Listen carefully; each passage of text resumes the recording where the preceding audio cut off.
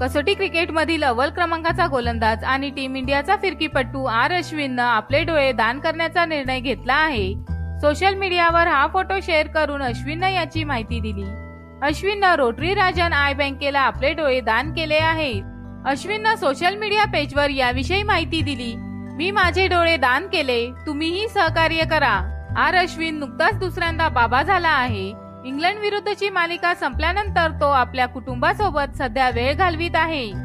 England विरुद्ध one day आणि टी20 मालिकेसाठी अश्विनला संघात स्थान देण्यात आलं आहे। तो भारताचा प्रमुख फिरकीपटू आहे। अश्विननं कर्णधार धोनीच्या नेतृत्वाखाली 2010 साली वन डे आणि टी20 मध्ये तर 2011 साली कसोटी संघात पदार्पण केलं होतं। तेव्हापासून त्यानं आतापर्यंत अनेक विक्रम मोडले आहेत। कसोटीत 248 आणि वन डे मध्ये 142 आणि टी20 मध्ये 52 विकेट घेतले आहेत। कसोटी क्रिकेटमध्ये आपल्या अष्टपैलू खेळीनं अश्विननं संघात आपलं महत्त्वाचं स्थान निर्माण केलं आहे। कसोटी क्रिकेटमध्ये त्याने 35च्या सरासरीने 1800 पेक्षा जास्त धावा केल्या आहेत।